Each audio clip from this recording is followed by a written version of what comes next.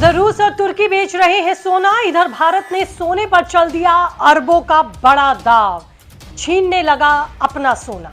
विदेशों से भारत अचानक क्यों लेकर आ रहा है सोना?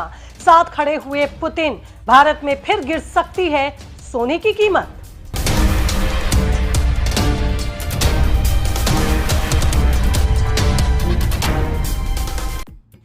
नमस्ते दोस्तों, आपके साथ मैं हूं ज्योति विनय कपूर।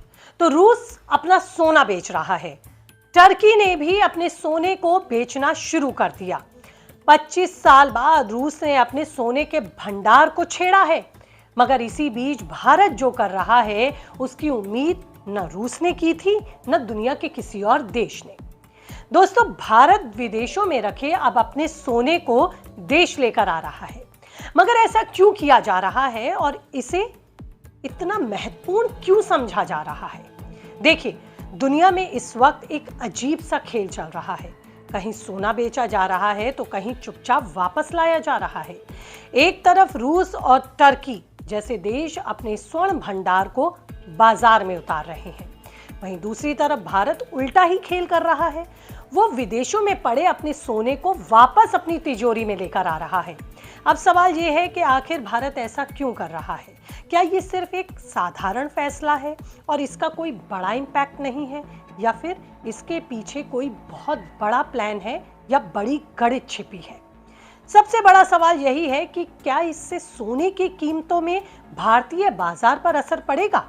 तो दोस्तों, भारत का ये कदम अचानक नहीं है, इसके पीछे गहरी रणनीति और भविष्य की एक बड़ी तैयारी छिपी है। दरअसल पिछले करीब 2.5 साल में भारतीय रिजर्व बैंक यानी कि आरबीआई ने 270 टन से ज्यादा अपना सोना विदेशों में रखा था, जिसे वो अब वापस मंगवा रहा है। ये सोना पहले बैंक ऑफ इंग्लैंड जैसी विदेशी तिजोरियों में रखा था। आज भारत के पास कुल मिलाकर 880 टन से ज्यादा सोने के भंडार हैं और इसमें से लगभग 2/3 अब देश के अंदर ही सुरक्षित रखा गया है। अब यहाँ समझने वाली बात यह है कि आखिर ये सोना बाहर क्यों रखा गया था और अब इसे वापस लाने की क्या जरूरत आन पड़ी? तो होता क्या था, पहले के समय में देश अपना सोना भंडार विदेशों में इसलिए रखते थे ताकि अंतर्राष्ट्रीय व्यापार कर सके और इस पर भरोसा बना रहे। लेकिन अब दुनिया बदल रही है, हालात बदल रहे हैं और भरोसे के समीकरण भी बदल रहे हैं।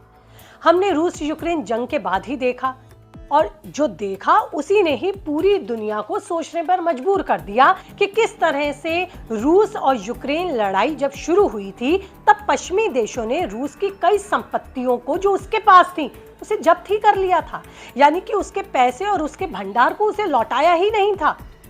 यही वो मोमेंट है जब भारत और बाकी देशों ने सोचना शुरू कर दिया कि अगर कल हमारे साथ ऐसा हुआ तो, और यहीं से शुरू हुआ अपना सोना घर लाने का मिशन, यानी कि अपना सोना अपने घर। भारत ने समझ लिया कि अगर उसका सोना देश के अंदर रहेगा तो उस पर उसका पूरा नियंत्रण रहेगा और फैसले लेने में भी उसका नियंत्रण रहेगा। मान लीजिए अगर कल ट्रंप हमें कह देते हैं कि ये फैसला आपको नहीं लेना है या कहीं सीज फायर करना है, और अगर हम उसकी बात नहीं मानते तो फिर हमारी संपत्ति ही जब्त होने का डर हो सकता है, यानी कि हमें फिर बड़े फैसले लेने का या बड़े निर्णय करने की आजादी भी मिल जाएगी। इसके अलावा एक और बड़ा कारण है खर्च। विदेशों में सोना रखने पर भारी भरकम जमा राशि और बीमा लागत लगती है। जब वही सोना भारत में रहेगा तो ये खर्च भी काफी हद तक कम हो जाएगा। और इससे तीसरा और सबसे अहम फायदा होगा लिक्विडिटी, यानी कि तुरंत इस्तेमाल करने की क्षमता। देखिए, रूस इस समय अपने स्वर्ण भंडार का इस्तेमाल अलग तरीके से कर रहा है। एक तरफ वो आर्थिक दबाव में कुछ सोना बेच रहा है, तो वहीं दूसरी तरफ पश्चिमी व्यवस्था से दूरी बनाकर नए रास्ते भी तलाश रहा है, और यहाँ भारत उसके साथ खड़ा नजर आ रहा है। ब्रिक्स देशों के बीच एक नई आर्थिक व्यवस्था पर काम चल रहा है, जिसमें डॉलर की निर्भरता कम की जा सके। कुछ रिपोर्ट्स बता रही हैं कि भविष्य में सोने से जुड़ी कोई नई व्यापारिक करेंसी या प्रणाली को लाया जा सकता है। अब बात करती हूँ सबसे जरूरी सवाल की कि क्या इससे भारतीय बाजार में सोने की कीमतें गिरेंगी? तो इसका सीधा जवाब है नहीं। भारत जो सोना वापस ला रहा है वो बाजार में बेचने के लिए नहीं ला रहा, बल्कि अपने भंडार में उसे रखने के लिए ला रहा है, अपने भंडार को मजबूत और अपनी आर्थिक स्थिति को मजबूत करने के लिए ला रहा है। लेकिन हाँ, एक चीज जरूरी है, भारत आर्थिक रूप से ज्यादा मजबूत होगा जब किसी देश के पास उसके ज्यादा या मजबूत स्वर्ण भंडार होते हैं, तो उसकी मुद्रा पर भरोसा बाकी देशों का भी बढ़ता है, उसकी अर्थव्यवस्था भी मजबूत होती है और वो संकट में उभरने की क्षमता भी ज्यादा रखता है, ज्यादा ताकतवर बन जाता है। यानी कि ये कदम सीधे सीधे भारत की आर्थिक ताकत को बढ़ाने वाला है। अगर बड़े नजरिए में देखूं तो ये पूरा खेल काला सोना यानी कि तेल और पीला सोना यानी कि सोने के बीच संतुलन बनाने का भी है। भारत एक तरफ रूस से सस्ता तेल खरीद रहा है और दूसरी तरफ अपने स्वर्ण भंडारों को भी मजबूत कर रहा है। यानी एक तरफ ऊर्जा सुरक्षा और दूसरी तरफ आर्थिक सुरक्षा। अब जब ये दोनों मिलते हैं तो कोई भी देश, हम कह सकते हैं, अपनी आर्थिक स्थिति और अर्थव्यवस्था को मजबूत करने के लिए आगे बढ़ रहा है। कुल मिलाकर भारत का विदेशों से सोना वापस लाना कोई छोटा नहीं बल्कि एक बड़ी रणनीति का हिस्सा है। एक तरफ दुनिया के कुछ देश अपना सोना बेच रहे हैं, तो इन्हीं से ही सबक लेते हुए भारत चुपचाप अब विदेशों में रखे अपने सोने के भंडार को वापस अपनी तिजोरी में ला रहा है।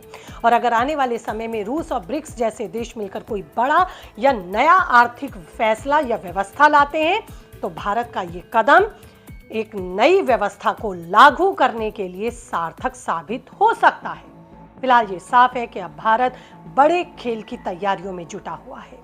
वो आज की नहीं बल्कि कल की सोचता है। वो शॉर्ट टर्म नहीं बल्कि लॉन्ग टर्म प्लान कर रहा है। इसी के साथ फिलहाल इस रिपोर्ट में इतना ही, लेकिन आपकी क्या राय है कीजिए कमेंट, रहेगा मुझे इंतजार। फिलहाल दीजिए इजाजत, नमस्ते।